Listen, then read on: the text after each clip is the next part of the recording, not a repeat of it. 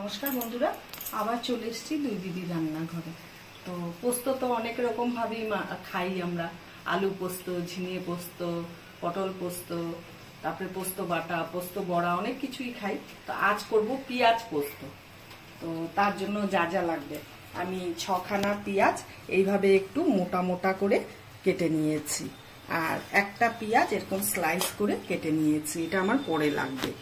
আর পোস্ত আমি প্রায় 50 গ্রামের কম পোস্ত ধুয়ে ছাঁকনিতে জল ঝরাতে দিয়েছি, আর কাঁচা লঙ্কা রেখেছি এখানে কেটে। আর লাগবে হলো গিয়ে সরষের তেল, 2টো শুকনো লঙ্কা, একটু হলুদ, পোস্ত তো বেশি হলুদ লাগে না, হলুদ আর নুন আর কাশ্মীরি লঙ্কার গুঁড়ো, আর লাস্টে লাগবে চেরা কাঁচা লঙ্কা।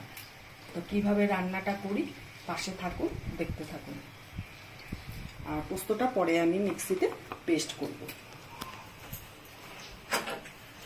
এখন আমি গ্যাসটা ধরিয়ে নিচ্ছি। পোস্তটা এখন আমি এটার মধ্যে মিক্সির বাটির মধ্যে দিয়ে দিচ্ছি।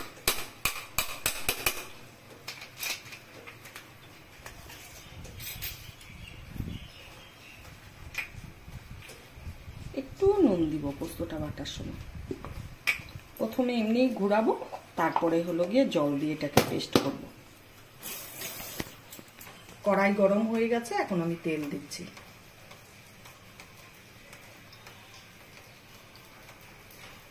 শুকনো লঙ্কা দিচ্ছি,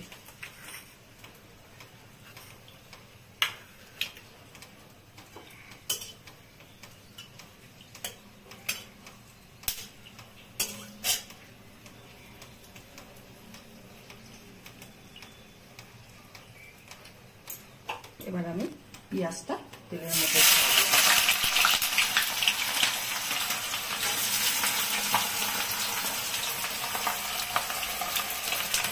গ্যাসটা কমিয়ে রেখেছি পেঁয়াজটা ছাড়ার সময়। এই পেঁয়াজ পোস্ত দিয়ে না এক থালা ভাত খাওয়া যায়, এত স্বাদ হয় যদি ভালোভাবে বানানো যায়, খুব স্বাদ হয়। এখন বাড়িয়ে দিলাম গ্যাসটা একটু।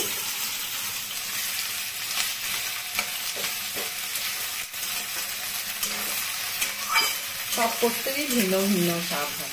পেঁয়াজ পোস্তের একটা আলাদাই স্বাদ, ঝিঙা পোস্তের আলাদা স্বাদ, আলু পোস্তের আলাদা স্বাদ। কিন্তু পোস্ত এমন একটা জিনিস সবারই ভালো লাগে, সবারই মোটামুটি প্রিয় হয়।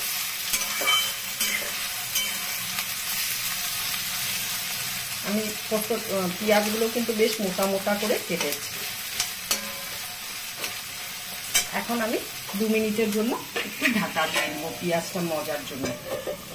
আর গ্যাসটা কমিয়ে দিলাম। এই এখন এদিকে পেঁয়াজটা মসতে থাক, ততক্ষণে আমি মশলাটা করে নিই।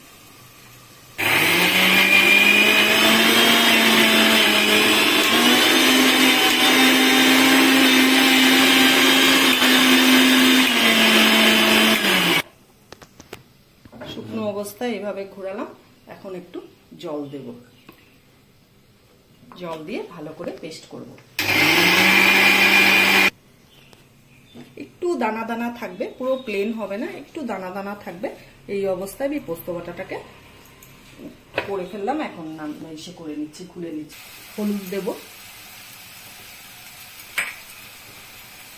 পেঁয়াজ পোস্ততে না যদি নুন ঝালটা ঠিক ভালোভাবে হয়, ভালো লাগে। এক পেঁয়াজ পোস্ত দিয়ে ভাত খাওয়া যায়, কিন্তু আমাদের বাড়িতে তো ঝাল চলে না, তাই আমি ঝাল কম দিয়েছি।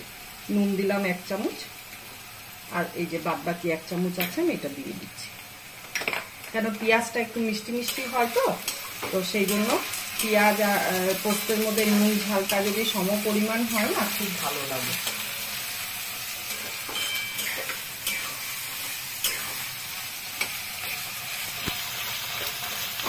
যা হবে এটা আরেকবার আমি একটু ঢেকে দিব, জাস্ট 1 মিনিটের জন্য দিব ঢেকে,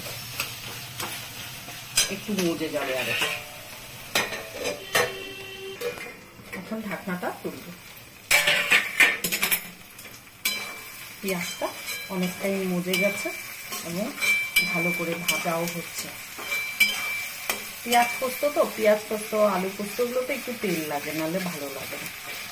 ভাতটা মেখে খেলে পরে দারুণ লাগে, একটু তেল তেলা ভাতটা হবে।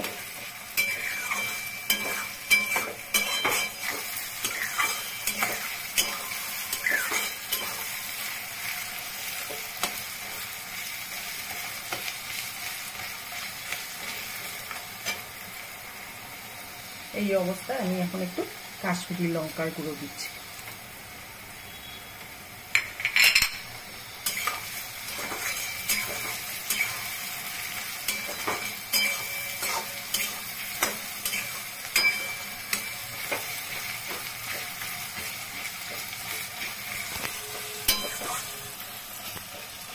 পেঁয়াজটা ভাজা হয়ে গেছে, এখন আমি এই অবস্থা পোস্ত বাটাটা দিই।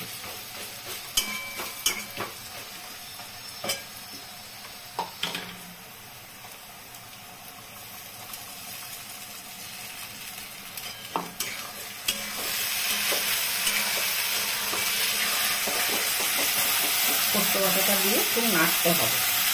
আমি জল দিলাম না, শুধু পোস্ত বাটা। আমি কিন্তু একদম প্লেন করে পোস্তটা বাটিনি, একটু দানা দানা, হালকা দানা দানা আছে, ওটা মুখে পড়লে দারুণ লাগবে।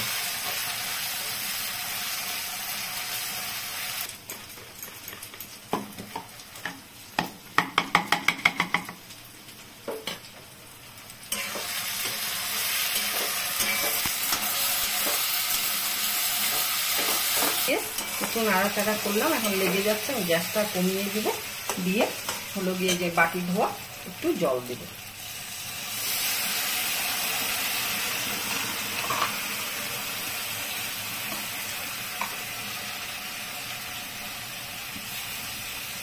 আপনাদের কাছে যদি পোস্ত না থাকে, পোস্ত কম থাকে বা পোস্ত নাই মনে করে, তাহলে কিন্তু তিল দিয়েও করতে পারেন, দারুণ লাগে। তিল দিয়েও খুব স্বাদ হয়।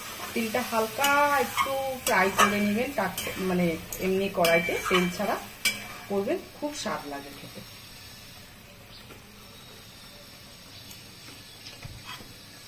এই যে বলেছিলাম না, পেঁয়াজগুলো আমার পরে কাজে লাগবে, যে স্লাইস করে রেখেছি, এটা আমি উপর দিয়ে দিয়ে দিব। এখন এটা ভাপে ভাপে সেদ্ধ হবে।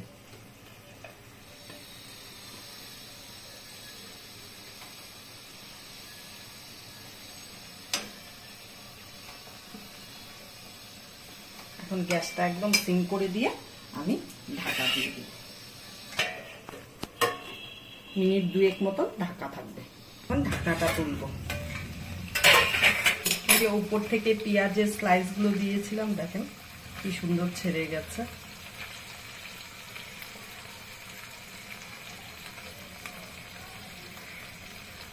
সবগুলো ছেড়ে গেছে।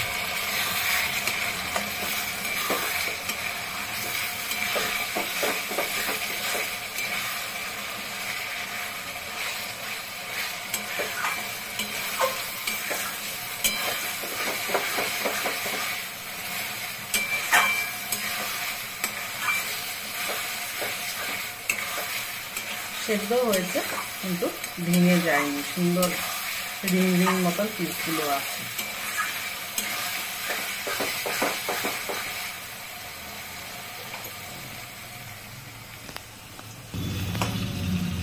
আমার পেঁয়াজ পোস্ত হয়ে গেছে রেসিপিটা। ঠিক আমি যেইভাবে করলাম আপনারা ওইভাবেই করবেন। এখন আমি গ্যাসটা অফ করে চেরা কাঁচা লঙ্কা দিব, আর অল্প একটুখানি বাটিতে কাঁচা তেল রেখেছি, জাস্ট এটা একটা স্মেলের জন্য দিব।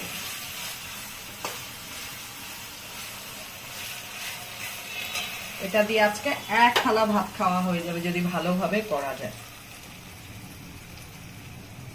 একটু কাঁচা সরষের তেল দিয়ে দিলাম, আর দেব চেরা কাঁচা লঙ্কা।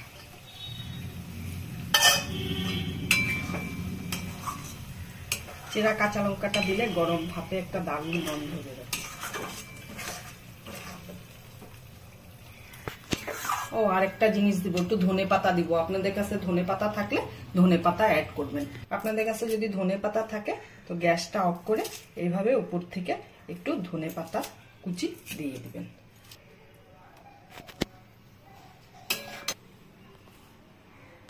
যদি ভিডিওটা ভালো লেগে থাকে পেঁয়াজ পোস্তের রেসিপিটা, তাহলে ফেসবুক থেকে দেখলে পরে লাইক করবেন, কমেন্ট করবেন, শেয়ার করবেন। আর ইউটিউব থেকে দেখলে পরে প্লিজ প্লিজ আপনাদের কাছে রিকোয়েস্ট সাবস্ক্রাইব করবেন আমাদের চ্যানেলটাকে, আর পাশে দেওয়া বেল আইকনটা প্রেস করবেন। তো আগামী দিন আবার নিত্য নতুন ভিডিও নিয়ে আসবো। টাটা।